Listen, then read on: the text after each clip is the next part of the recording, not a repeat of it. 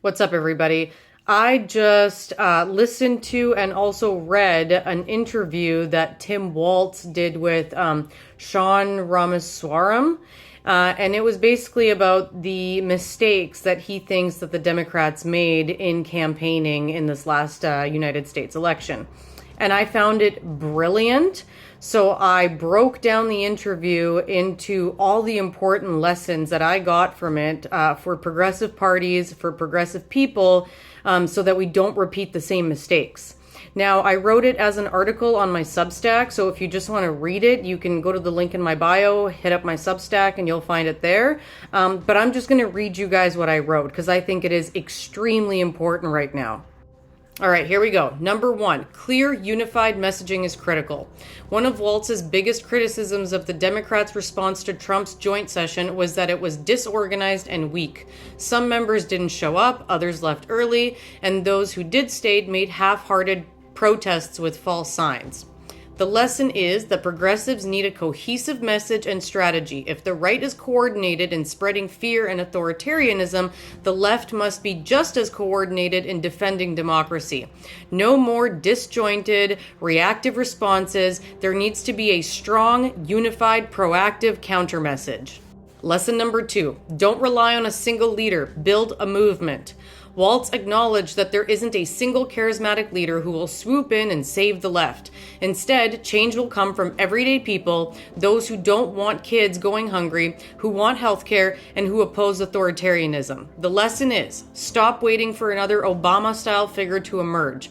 The right has built a cult of personality around Trump, but the left doesn't need to mirror that. Instead, it should mobilize grassroots movements, empower local leaders, and make activism the driving force behind the campaign.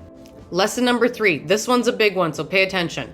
The let them feel the pain strategy is a trap. James Carville suggested Democrats should just step back, let Republicans wreck everything, and then hope voters get so angry that they demand change. Waltz rejected this outright. People suffering should never be a political strategy. The lesson is that progressives must actively fight for vulnerable communities, even under right-wing governments. Letting things collapse in the hopes of a backlash is not only morally wrong, but also politically stupid. It risks normalizing authoritarianism instead of creating resistance. Lesson number 4, the right is flooding the zone. Don't get distracted. Waltz admitted that he got sucked into debating Springfield, Ohio, trying to counter misinformation about immigration. But by engaging in the right's manufactured outrage, he realized that he was talking about their issue instead of his own. The lesson is, the right floods the media with distractions to keep progressives off message. Don't take the bait. Stick to economic issues, healthcare, and climate action, things that directly improve people's lives. The goal is to control the conversation, not react to the right's latest stunt. Lesson number 5, acknowledge people's pain. Don't gaslight them. One of Waltz's biggest regrets was that the Democrats didn't directly address inflation. Instead of admitting that it was a real struggle, they kept touting macroeconomic stats that felt out of touch for most people. The lesson is, when people say that they're struggling, listen to them. Instead of telling voters the economy is great, acknowledge their hardship and offer real solutions. Saying inflation is real and here's what we're going to do to fix it is more powerful than dismissing their concerns. Lesson number 6, the right is winning the cultural narrative. Trump's campaign isn't just about economy or immigration, it's about wokeness and culture wars. Waltz noted that the right has successfully convinced many voters that DEI, BLM, and trans rights are threats, making it seem like progressives are pushing an agenda that ignores working-class white T voters.